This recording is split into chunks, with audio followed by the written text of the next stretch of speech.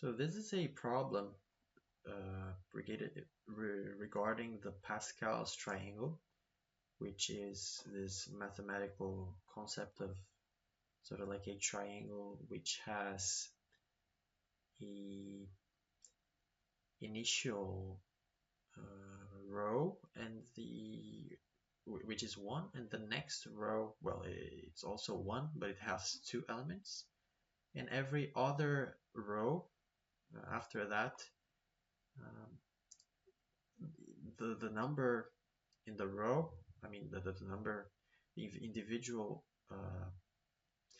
number of the element is the sum of the previous numbers. So here would be 1 plus 2, here would be 3 plus 3, and basically this question here asks the nth row, so given n, zeroth, zero indexed n, to return the nth row. So basically, if n is 0, this would be the row. If n is 1, the second row would be the row. And if n is, for instance, 3, this fourth row here would be the required row.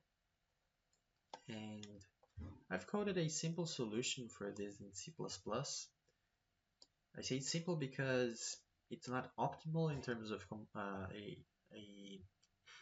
asymptotic time complexity, but it's still fairly easy to understand. So I think it's, albeit not perfect in terms of time complexity, it's still good to understand how we would go about solving something like this. So this is the thing that already comes with the problem. It returns the row, which is a vector of integers, and the function asks to get the row. This is the row index, and then we just get the nth row, which is this other function here. What it does is simply it starts with the first row and generates, there is this function here, get next row, which generates the next row based on the previous row. So this logic here is basically start with the first row, generate as many next rows as needed. So while the row we're currently at is not the requested one, just keep generating it and then return it. And this is the actual function that generates a row based on the previous one. So let's take a look on this, since it's the base of the solution. So it receives the previous row, which I called current row here, and we get the size of the next row, which is 1. It's however many elements there is in the previous row plus 1. Actually, let me see. This is, oh yeah, this is the index, sorry. The index is however many elements there is minus 1, since it's 0th indexed. So for instance, if the second row here was received, its size is 2, but its index is 1 because it's 0th base. So this is it. This is what I had described before, sorry. The number of elements in the next row is 1 more than in the previous row, the current row. So we have the number of elements.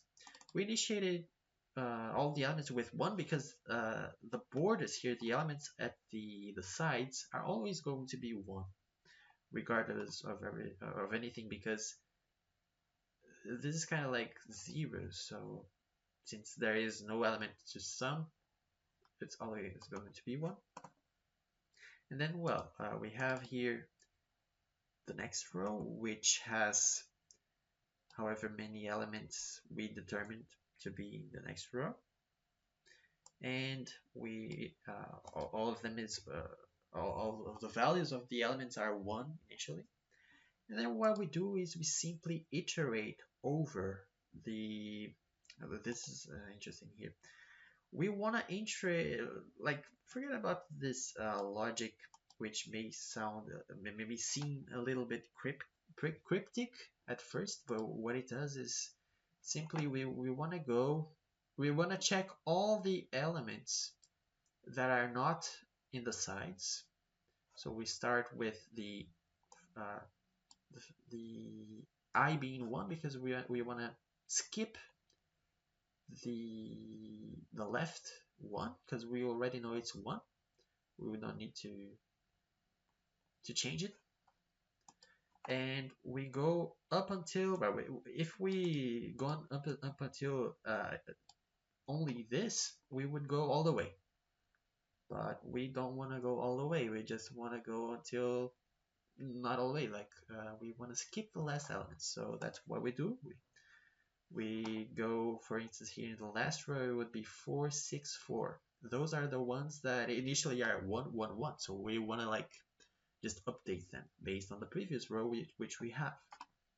So that's what we do. We iterate over those elements, which are 1 at this point. And for each one, what we do is the next, the element in question is going to be the sum of the ones right above it. So this requires a little bit of imagination here to shift.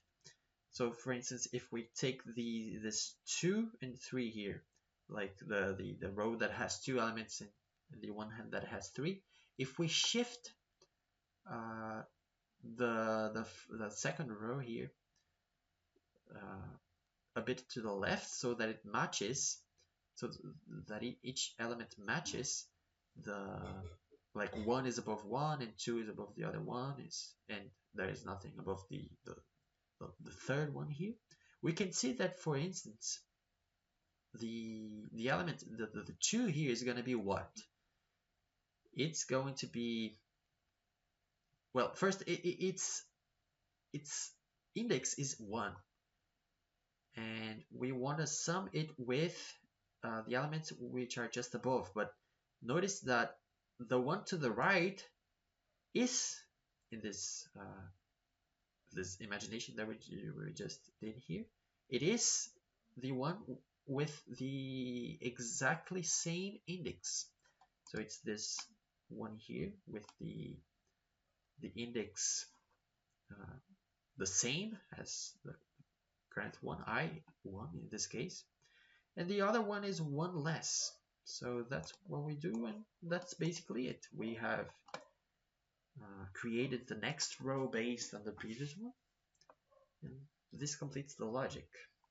So here you go.